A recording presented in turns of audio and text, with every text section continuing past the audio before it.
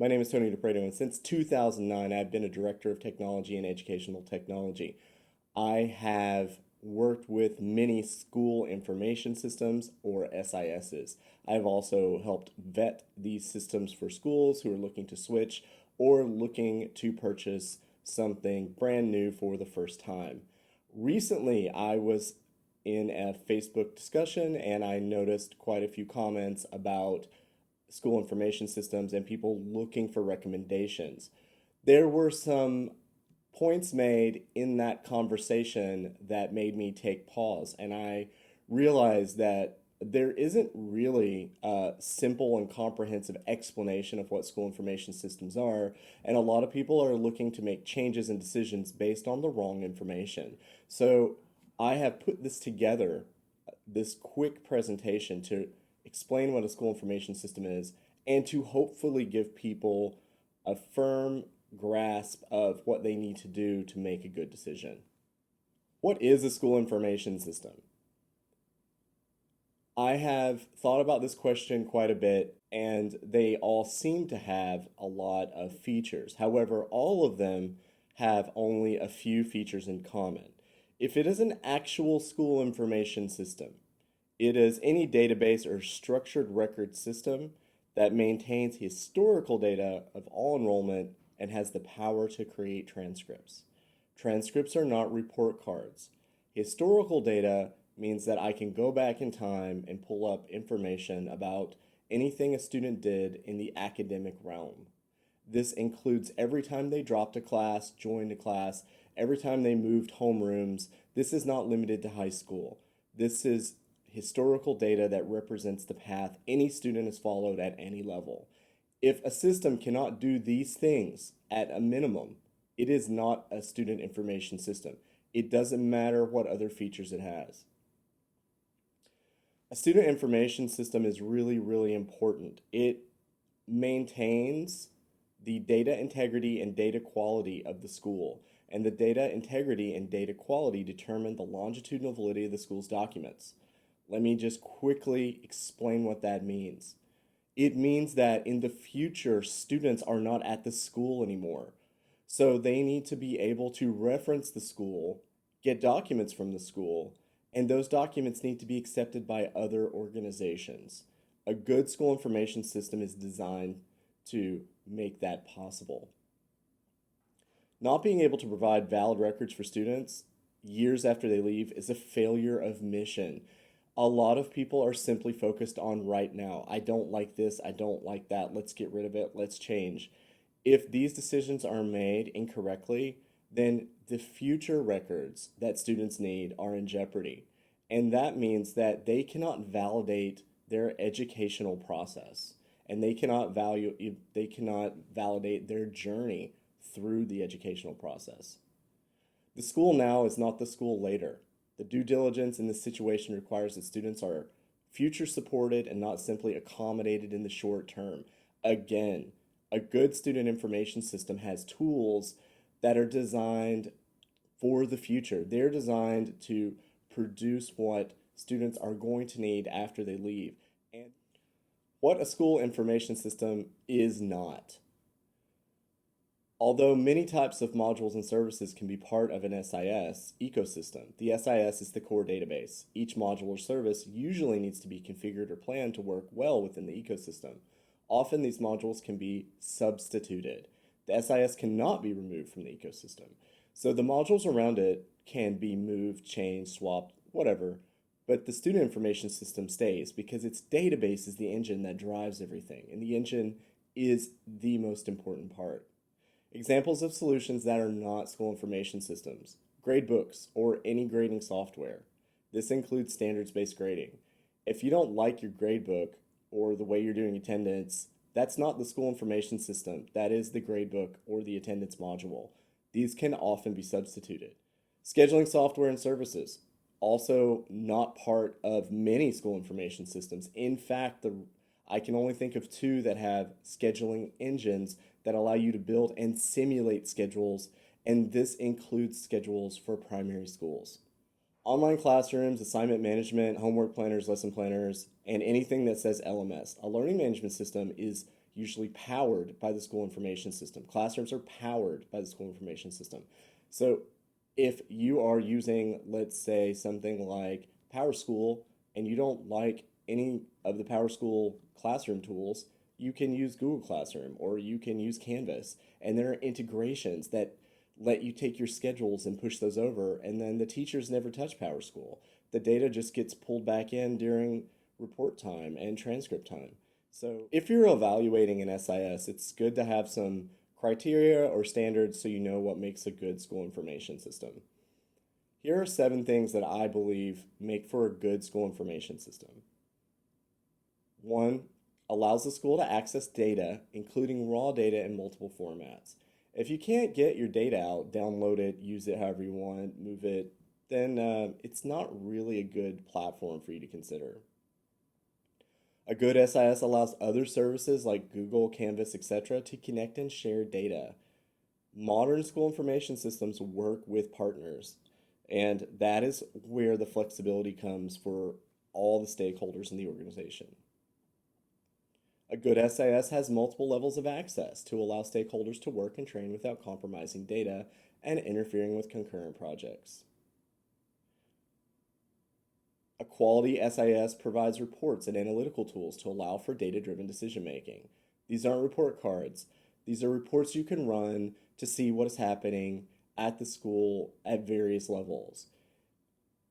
A lot of schools seem to connect this again to secondary education. Secondary education is easy. Reviewing elementary school standards for 500 or 600 students is very difficult. A good SIS has reports that gives you a top-down view of all of this data and makes it digestible and helps you see trends and patterns. A good SIS does usually include at least 70% of the modules required to make the ecosystem complete. I am not saying you should buy a database and then buy everything separately. A good SIS would meet a school's particular needs and meet those needs at about 70%. The other 30% you're going to find on your own and plug in. And you're going to look for partners and people who can use the data and work with the data. An SIS that is popular, that is being used by schools, is going to have a roadmap. And a good SIS that schools love is going to be under active development with roadmaps and targets for improvements. If you're considering a product, you should ask them what their roadmap is and what their future targets are for development and improvement. They're getting feedback from schools all the time. If they're not getting feedback, that means they're either not listening or there's no schools feeding back. That means people don't care and they're looking for something else. So finally, a good SIS will have excellent support at the enterprise level. Many SIS products have bad support at what is known as the tier 1 level. That is, what button do I push to do X, Y, or Z? That is because they frequently go through a cycle of outsourcing their support, bringing it back in-house, and outsourcing it again. However, the important stuff is the enterprise level support. Problems that are system-wide and require someone with expertise to work with large amounts of data or to help you move your system onto your campus because the government changed the rules and you're not allowed to use the cloud, or because the government changed the rules and now you're allowed to use the cloud. These problems any IT department needs help with, and getting enterprise level support from some of these companies is very, very difficult. They just simply don't have it. So when it happens, it's an emergency for you and them. You want it to be an emergency for you or a serious situation for you, but you want it to be something they're trained in and that they can do. I mentioned the ecosystem. I'm not going to spend a lot of time on this. I believe most people understand what I'm saying.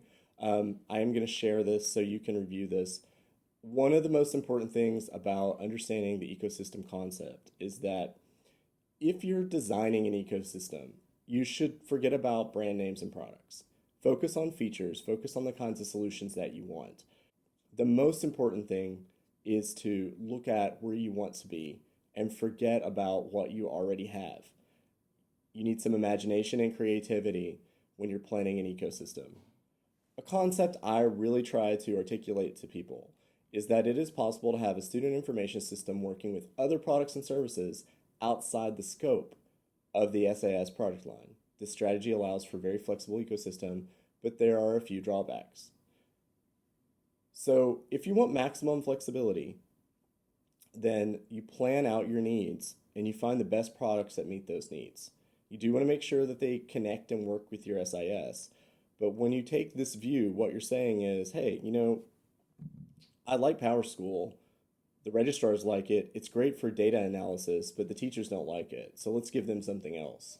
Um, and actually, the teachers in kindergarten, grades one, two, and three, they really, really don't like PowerSchool, and they don't like this other stuff because, it's just too much, and they really want to use something else. So what we're really saying is we want PowerSchool, but we also want two other platforms for learning management. That's where you get like the ultimate flexibility. And the pros to that is you get more power as a customer and you get better prices because every year salespeople know that you're not all in and they have to work hard to keep your business. And they're going to try to sell you new things, and you should be open minded to those because you have flexibility and you should see what's out there. When a vendor comes back and they say, hey, you know what? You've been avoiding our online classroom for 3 years and we've heard you and check this out. That's great. And that's how you as a customer get more leverage on these companies. If you go all in with all the products, you have no leverage. You're just stuck because every single product that you're bought into is a product you would have to slowly migrate off of. Another pro, stakeholders have a higher level of choice and customization. Obviously, if you can use multiple tools, then you can address niche issues and you can work with various vendors to customize things. It's easier to make changes without impacting data integrity or quality. So if I've got these different tools that are sending information to the school information system and I want to change them, the data is still in the school information system. It's not moving, it's fine. And it can be used in other places and with other tools. Finally, before you look at making a change in your SIS, ask yourself, is the change driven by a long view of improving teaching and learning? Everything really needs to come back to teaching and learning. Most complaints around the SIS and other products are the product of bad workflows or system customization. If turnover is more than 7 to 12% every 3 to 5 years and complaints are driving change, the SIS will never be able to reach targets and truly improve. Change management should have a long view, and the goal should always be to improve teaching and learning. Here are some guiding statements or questions that I think make excellent conversation starters. I think any one of these boxes can be used to create the right type of conversation to make sure that people are making choices for the right reasons. First, people complaining now may not be the users in the near future. Avoid making changes because of vocal minority. You could have a subset of users who aren't happy with your SIS, and if your turnover is 7 to 12% every 3 to 5 years, they're probably not all going to be around. So you're going to go through 2 to 3 years of change, and then the people asking for the change are going to be gone. Are the issues being voiced actually impacting the mission of the school? If so, have clear and measurable examples. If people do not like an interface, but they're able to use it, meet their deadlines, and get their work done, and there's no negative impact on teaching and learning, there's just a little bit of annoyance, the SIS and the other tools are probably meeting the mission of the school. So you need to figure that out. Formal training. How much formal training was given to all the stakeholders within the last 2 years? How much is planned annually and who's doing the planning? Frustration often comes because people don't know how to do things and you've asked them to do something and they can't do it. A lot of money is usually put into training the first year or two of an SIS, but after that, it just kind of like disappears. Training needs to happen, I would say, every 2 to 3 years for the entire campus. And if people already know it, fine, let them demonstrate their skills and not do the training. Data access and usage are just as important as nice looking interfaces. Can the school access the data and how flexible is the access? Many schools will have an SIS that has a grade book or something that looks amazing and the teachers are all happy. But on the back end, the registrar, admissions, all of these other people, they can't get to the data and they need the data. And so what they're doing is they're coming up with the middle process to move the data. And that middle process means that they are copying and pasting or doing something they shouldn't do, and they are impacting the data integrity and the data quality. That question needs to be asked. If that is happening, the SIS probably needs to change, regardless of how nice the interface looks. Finally, can the school articulate to vendors, system integration people, etc., their needs and requirements in a clear, concise, and measurable manner? If the answer to that is no, you're not ready to switch. This goes all the way back to the planning. You have to know where you want to be and what you want it to look like and how to measure it and know that it's working. If you can't do that and explain that internally, then when you start working with a vendor, they're just going to give you something. They're going to talk you through a process, give you what they think you want, and then you're not going to be happy with it.